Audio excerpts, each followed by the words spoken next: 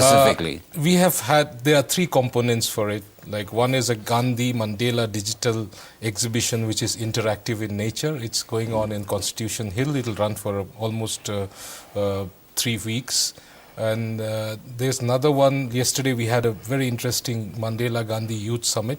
And today from 9 o'clock till about almost till lunchtime, we're having a walk in Tolstoy Farm and also a cultural event. You know, Gandhiji had a farm set up here, but it was in disuse, and we're planning to set up a garden of remembrance there. So today is a crucial launch event for that also. Before I go back to Louise, I also want to talk about the Mahatma Gandhi Garden of Remembrance that will be launched and kind of just how that adds to the festival. Do we maybe change the question? Do we as South Africans get a understanding or a sense of that relationship? I know we often talk about Mahatma Gandhi and there's been many documentaries done, but I do feel South Africans, and maybe to a large part Indians that live in South Africa, don't fully understand the complexity of the relationship. No, I wouldn't really agree with that, because I'm sure everyone here in South Africa appreciates, and in fact, as the saying goes, MK Gandhi came here, and then South Africa gave Mahatma, the great soul, to India. So there is a deep appreciation of the Mahatma Gandhi's role in this country. And of course, coming back to the point of this Tolstoy farm, there was nothing there, and it's kind of disappointing for visitors from India to come here and find that the Tolstoy farm is just a piece of land as of now, with some boundary wall. So we want to develop it in partnership with the local communities and also the government, and develop it into a kind of a pilgrimage place, come as a tourism circuit. Louise, this is for me is fascinating, because South Africa has got rich relationships with other countries like France as well. And there seems to be I'm trying to find the right word here. There seems to be not only an appreciation for these kind of festivals, but these festivals do seem to break down stereotypes. They seem to create an interactive point that people can not only experience it, but have a deeper understanding. And maybe is there an opportunity in terms of tourism here? When South Africans experience this, there is an exchange? Yes, Sam, I think you've touched on some important issues there. Of course, it's not only culture for culture's sake. It is also all the additional benefits that we get from it. It is people-to-people contact. It's the establishing of relations between institutions, which is very important for sustainability.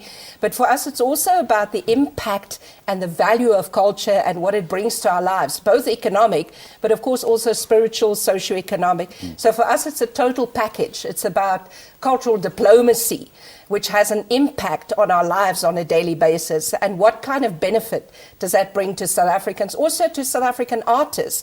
It's opportunities for exposure, it is certainly job opportunities, it builds the economy, it develops us, because I mean culture is all about who we are, it's about our identity, who we are, and then how do we take it forward. So the issue of culture and development is also very important for us. So this event started on Friday. I'm sure there are people sitting at home, they want to know a little bit more details. Where can they find more? Well, Armstrong would say we have it on our websites. We have it on the website of the Indian High Commission, and we have a link on the website of the Department of Arts and Culture. And I just want to come back to the issue of the Gandhi Mandela linkage. The exhibition that is on at Constitution Hill is excellent, because it talks about the values. Got the images on the screen right now. Yeah, the values of these two global icons, arguably the two greatest global leaders in the past 200 years. So we would invite everybody to come and see it. It's great for kids because it's interactive. They can get hands-on with it. And it's terrific for students, older people. It has something for everyone.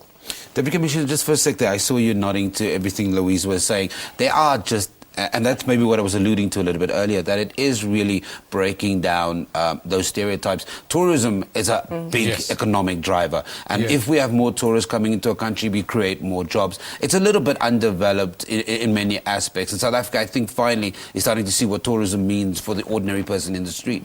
Yes, indeed. There are tourism to South Africa has much more potential than what it presently has from India.